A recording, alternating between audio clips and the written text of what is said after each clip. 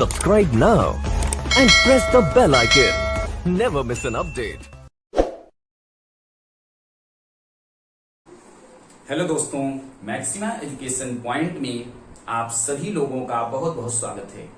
आज हम लोग बात करेंगे एक बीमारी जिसका नाम है एड्स।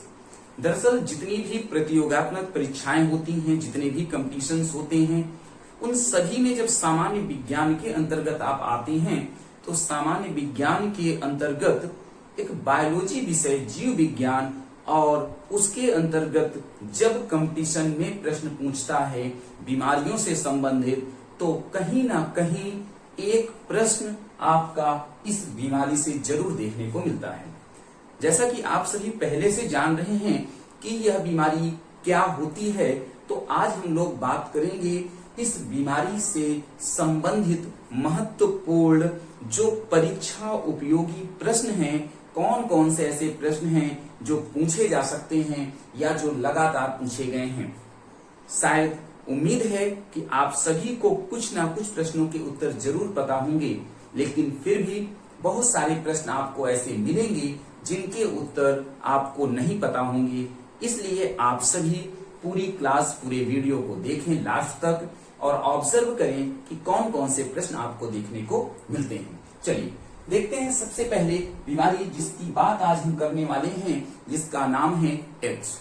इसका पूरा नाम अगर जब कभी आपसे पूछता है तो एक्वायर्ड इम्यूनो डिफिशियंसी सिंड्रोम इसका पूरा नाम होता है। देखिए बात करेंगे प्रश्नों की, तो सबसे पहले सर्वप्रथम यह बीमारी लगभग 1980 से 81 के बीच में पहली बार 1980 से 81 में पहली बार यह बीमारी सामने आई थी। और इस बीमारी को जैसे आप जानते हैं कि हर एक बीमारी कुछ बैक्टीरिया से होती हैं, कुछ वायरस से होती हैं, कुछ फंगस से होती हैं। तो इस तरीके से सबसे पहले मॉन्टेग्नियर एक वैज्ञानिक थे। कौन थे? मॉन्टेग्नियर। क्या नाम था? मॉन्टेग्नियर ने बताया था, सबसे पहले मॉन्टेग्नियर ने बताया था कि यह एड्स बीमारी यह वायरस जनित बीमारी है। कैसी जनित बीमारी है? वायरस जनित बीमारी है। तो यहां से आपका एक और प्रश्न आ गया कि इसको सबसे पहले किसने बताया था? मॉन्टेग्नियर नामक वैज्ञानिक ने इसे सबसे पहले बताया था। अब देखिए, जब बताया कि यह एक वायरस जनित बीमारी है, तो यह भी बताना पड़ेगा कि ऐसा कौन सा वायरस है जिसकी वजह से यह बीमारी फैली। तो आप सभी जो वायरस का नाम याद किए हैं, हम लोग उसके और पहले की बात करते हैं। एक वैज्ञानिक थे रॉबर्ट सी गैलो। देखिए बहुत ही महत्वपूर्ण प्रश्न लेकर के आपके सामने आए हुए हैं। रॉबर्ट सी गैलो ये एक वैज्ञानिक थे। इन्होंने इस वायरस का, कौन से, जिस वायरस की वजह से यह बीमारी फैलती थी, उसका नाम बताया HTLV3। क्या बताया? HTLV3 इस बीमारी के वायरस का नाम दिया। अब बात आती है कि HTLV3 क्या है। तो जब आप इसके फुल फॉर्म की बात करेंगे तो H फॉर होता है ह्यूमन। क्या होता है? ह्यूमन। देखिए ह्यूमन, और T फॉर आप करेंगे तो T4, ह्यूमन T4, और लिम्फोसाइट वायरस, लिम्फोसाइट वायरस इसका नाम होता है। देखिए HTLV सबसे पहले, फिर आपको एक प्रश्न मिला कि रॉबर्ट सी गैलो ने इस वायरस का क्या नाम दिया था? HTLV3 नाम दिया था। क्लियर है? और उसी के साथ लगभग, तो आप यहां देखेंगे कि लगभग 1986 में एक सम्मेलन होता है, और इस सम्मेलन में इस HTLV का नाम बदलकर HIV वायरस कर दिया जाता है। तो जैसा कि आप प्रश्नों में सही लगाते आए हैं उत्तर को कि किस वायरस की वजह से, तो HIV वायरस की वजह से यह बीमारी फैलती है। तो आपको ये प्रश्नों का उत्तर कंफर्म हो जाना चाहिए। अब जब इस वायरस का नाम आ जाता है तो फिर से एक प्रश्न बनता है कि यह वायरस कहां से फैला। तो इसके लिए भी आपने देखा या पढ़ा कि यह जो वायरस है यह रेसस नामक बंदर से फैला था। क्या नाम था? रेसस। रेसस नामक बंदर से यह वायरस फैला। तो एक प्रश्न आपको और मिल जाता है कि उस बंदर का नाम क्या था? रेसस नाम था। अब जब आपको उस बंदर का नाम पता चल गया, उस वायरस का नाम पता चल गया, तो इस वायरस का, इस HIV वायरस का अगर आपसे बात करें कि आनुवांशिक, आप बताइए, आप कमेंट करिए कि इसका आनुवांशिक पदार्थ कौन सा था, उसका नाम क्या था। चलिए, उसका नाम था SSRNA। SSR यानी आनुवांशिक पदार्थ उस HIV वायरस का था जो रीसस बंदर में सर्वप्रथम देखने को मिला। बात क्लियर हो रही है? ये सभी महत्वपूर्ण, आप देखिए कितने महत्वपूर्ण प्रश्न आपको लगातार इस एड्स वायरस से संबंधित, बीमारी से संबंधित जो देखने को मिल रहे हैं। क्लियर है? अब देखते हैं आगे। देखिए, जब आप आगे की ओर बढ़ेंगे तो देखिए, इसको मिला देते हैं, ठीक है। देखिए, जैसे ही आपने देखा कि यह जो रीसस नामक बंदर से यह आनुवांशिक पदार्थ SSRNA जो कि लगातार फैलता हुआ दिखाई दिया, इस HIV जो वायरस का ट्रांसफर जब हो जाता है, तो देखिए, जब यह वायरस ट्रांसफर हुआ, क्या हुआ? ट्रांसफर हुआ शरीर में, तो ट्रांसफर होने के 4 से 5 महीना, 4 से 5 महीने का जो समय है, उस समय को कहा जाता है विंडो पीरियड। ध्यान से देखेंगे, आपसे क्वेश्चन पूछेगा कि विंडो पीरियड किसे कहते हैं, तो आप बताएंगे HIV वायरस के ट्रांसफर से 4 से 5 महीने का समय अंतराल विंडो पीरियड के नाम से जाना जाता है। तो फिर से एक प्रश्न आता है कि जब 4 से 5 महीना पूरा हो गया, तो 5 महीने के बाद आफ्टर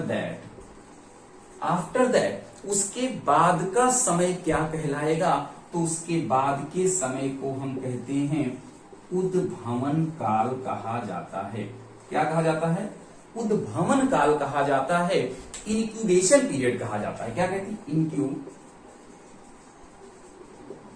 इंक्यूबेशन पीरियड। तो ये भी आपको लगातार यहां से देखिए महत्वपूर्ण प्रश्न देखने को मिल रहे हैं कि जो 4 से 5 महीने का समय था उसको विंडो पीरियड, तत्पश्चात का जो समय था उसे हमने उद्भवन काल कहा। अब देखिए, जब ये 4-5 महीने के बाद का समय, जिसे हम इंक्यूबेशन पीरियड के नाम से जानते हैं, ये एक ऐसी अवस्था होती है, उद्भवन काल एक ऐसी अवस्था जिसमें मनुष्य की प्रतिरोधक क्षमता समाप्त हो जाती है और व्यक्ति की मृत्यु हो जाती है। बात क्लियर हो जानी चाहिए कि 4 से 5 महीने तक जब विंडो पीरियड का समय अंतराल गुजरता है, उसके बाद जब आप इंक्यूबेशन पीरियड में आते हैं, तो उस समय व्यक्ति की शरीर की प्रतिरोधक क्षमता नष्ट हो जाती है और मृत्यु हो जाती है। अब ये बात समझना पड़ेगा कि इस समय या इस बीमारी के समय ऐसे कौन कौन से लक्षण होंगे जो व्यक्ति को देखने को मिलेंगे। तो इसमें आप देखेंगे, सबसे पहले व्यक्ति के वेट में कमी नजर आएगी। व्यक्ति 60 किलो का है, लगातार उसके वजन में कमी आती जाएगी। दूसरा, आप इसका लक्षण देखेंगे तो लगातार दस्त अर्थात उल्टी लगातार शुरुआत हो जाती है। तीसरा, आप देखेंगे कि याददाश्त जो है व्यक्ति की वह कमजोर हो जाती है और लगातार बुखार, साथ ही साथ रात्रि में पसीना और घबराहट, इसी के साथ साथ मुंह में छाले निकल आते हैं। यह सब जब लक्षण व्यक्ति में दिखाई देते हैं तो ये कहा जाता है कि उसके शरीर में HIV प्रवेश कर गया है और उसे अब यह बीमारी पूरी तरह से जकड़ ली है, अर्थात उसकी मृत्यु लगभग निश्चित हो जाती है। ये सभी प्रश्न आपको बहुत ही महत्वपूर्ण जो परीक्षा उपयोगी हो सकते हैं। इसी के साथ आपको ये समझना पड़ेगा कि एक प्रश्न अगर कोई व्यक्ति पूछता है कि यह जो वायरस है यह व्यक्ति के शरीर के किस अंग को प्रभावित करता है, तो आप क्या उत्तर देंगे? आपके दिमाग में एक ही उत्तर आना चाहिए कि यह एक ऐसा वायरस है जो व्यक्ति के शरीर के किसी भी अंग को प्रभावित नहीं करता।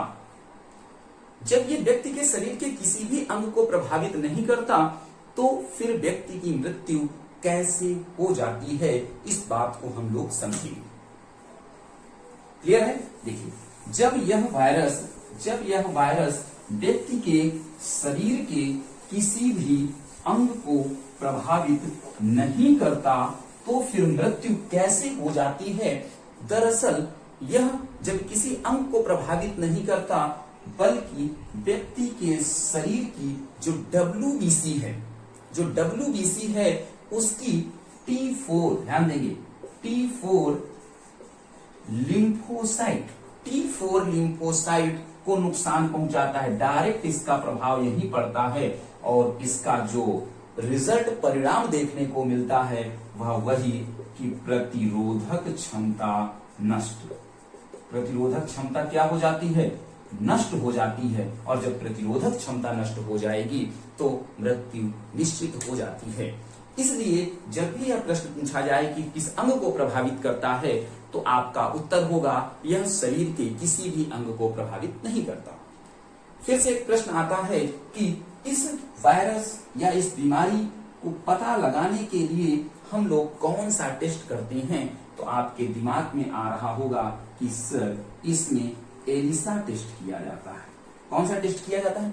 एलिसा टेस्ट किया जाता है। बार बार परीक्षाओं में यह प्रश्न पूछा गया है। एलिसा का फुल फॉर्म अगर आपसे पूछे तो आप क्या लिखेंगे? एलिसा ई से स्टार्टिंग है।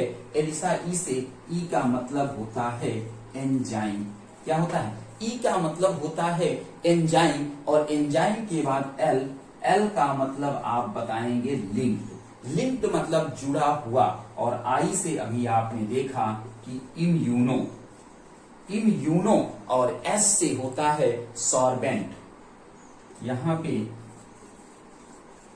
सॉर्बेंट और लास्ट में बचता है ए का मतलब यहां ए से होता है ASSA।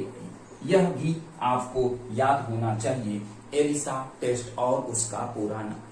क्लियर है?